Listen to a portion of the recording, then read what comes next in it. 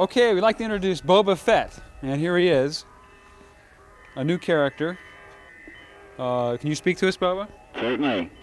Boba has sort of a radio voice. There's a speaker built into him here, and also there's a certain amount of telemetry going on, and a certain amount of feedback for some reason.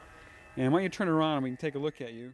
In between Star Wars and The Empire Strikes Back, of course, there were a lot of, there was a Star Wars TV show, a holiday special that was made, and Boba Fett was designed and was in progress in that time period. This is between Star Wars and Empire.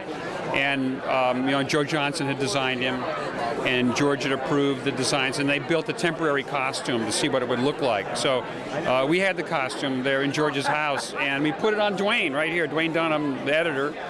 Dwayne, do you recall being Boba Fett? Yeah, I was. I baked in that footage of Boba Fett. This is only a black and white tape, and he looks totally white. The concept of Boba now is going to be a multicolored fellow. They're going to actually have different colors, basically blue and green, sort of light, muted colors.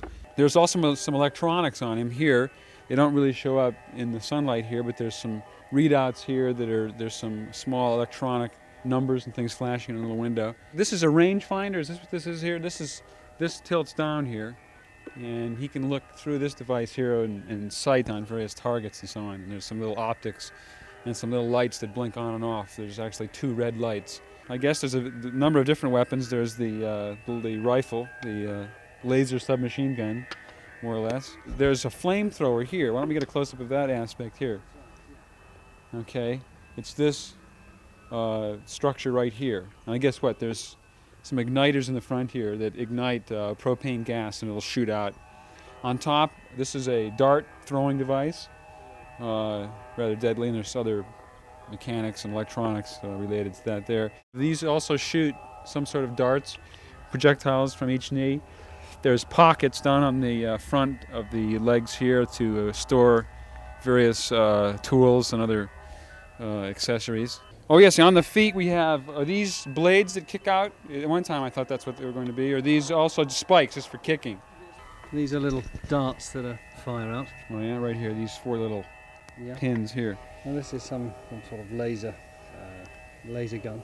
Yeah. It emits from this little copper end here. All right. There's a light that shines out. Right here. It's like a flashlight. It would be a torch or something. Flash, yeah. This is his pistol.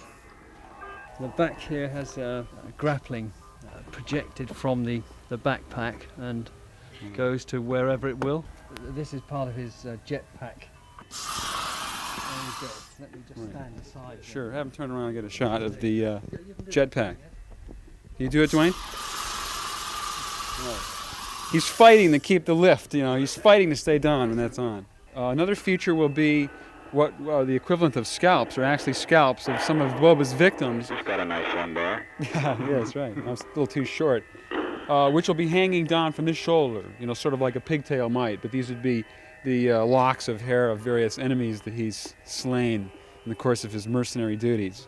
They wanted a character that could make public appearances, and I think Boba was kind of designed as a character between Star Wars and Empire that they could, get the public excited about something new. Dwayne, how did you get the role? Oh, I just fit the suit, that's all. Well, look at him. But listen, do you know that Boba Fett wore spurs?